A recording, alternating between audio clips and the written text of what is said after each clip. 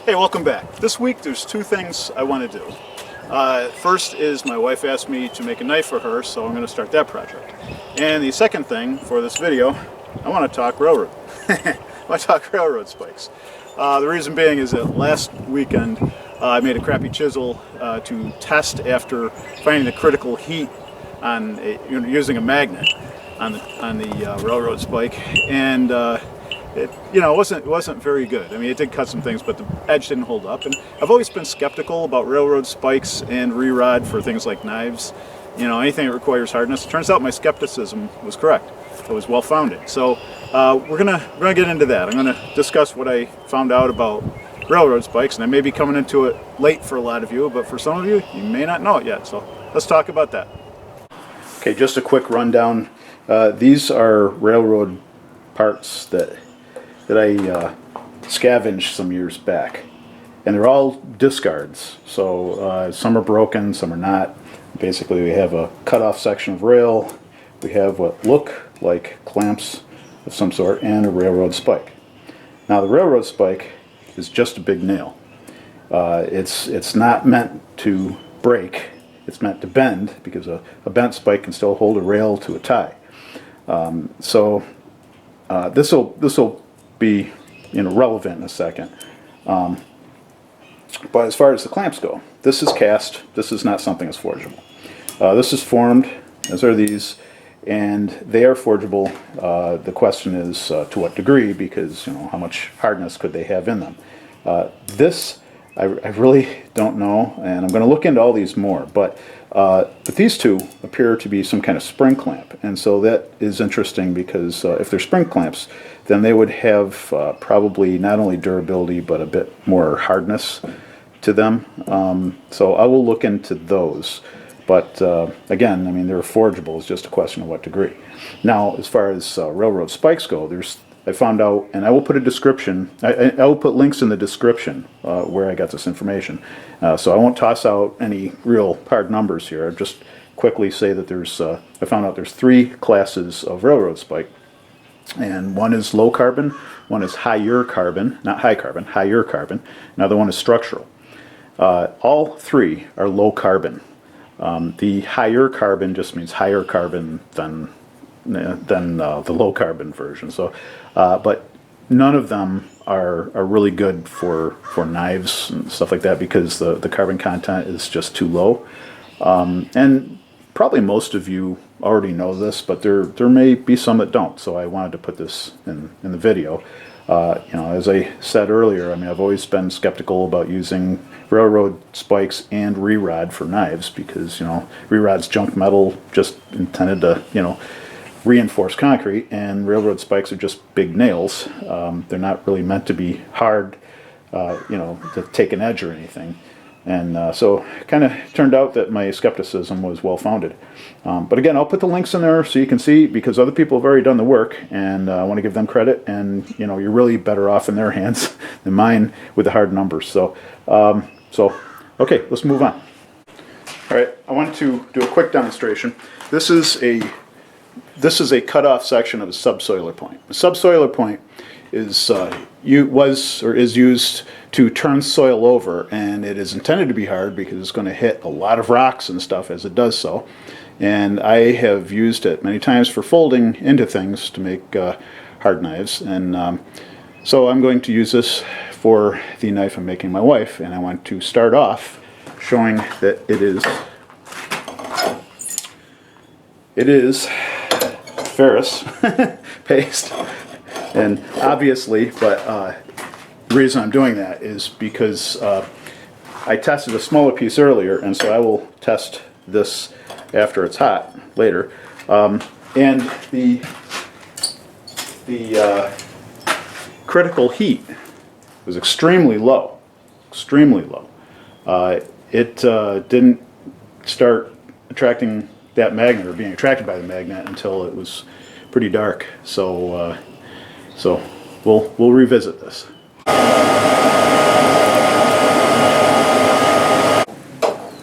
Not magnetic.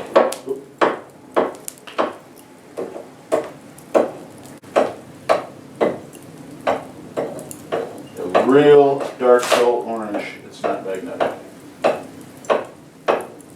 So I'm not going to have to get it too. I'm not going to have to get it too bright. Not magnetic yet.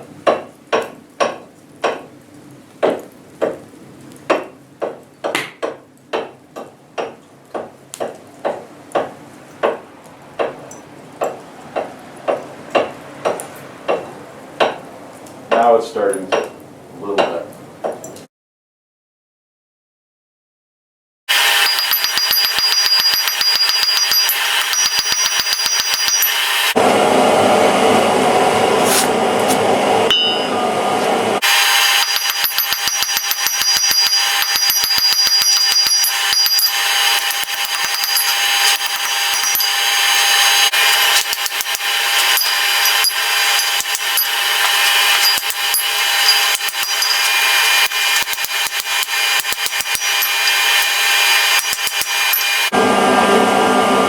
Okay, this is just the start. I put a bar of iron inside the subcellular point blade, and now I'll get the fire up hotter so I can get these welded together.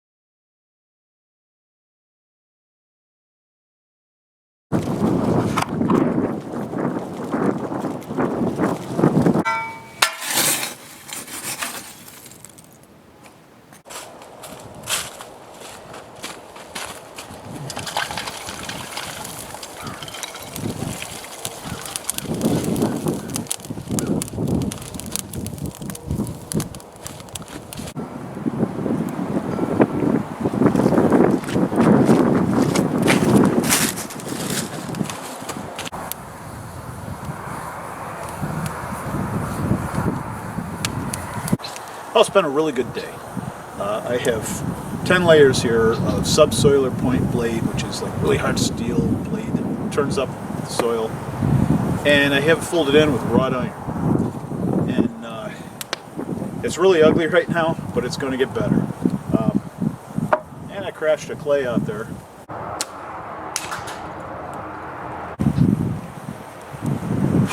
Today's Friday. Tomorrow we get 4 to 8 inches of snow.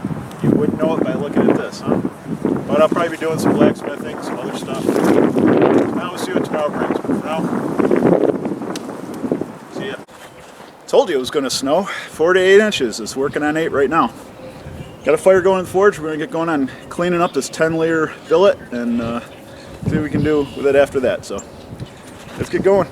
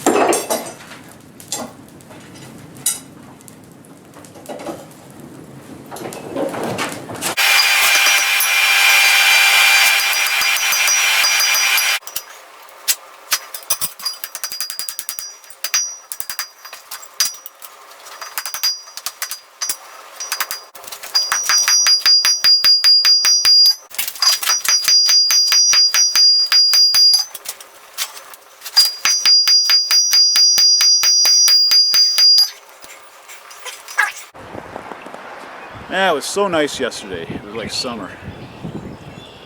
Doesn't look like it today, does it? This went together more difficult than I expected, but I was working without a flux. The snow got into my sand bucket and melted and refroze and ruined it, so didn't have it today.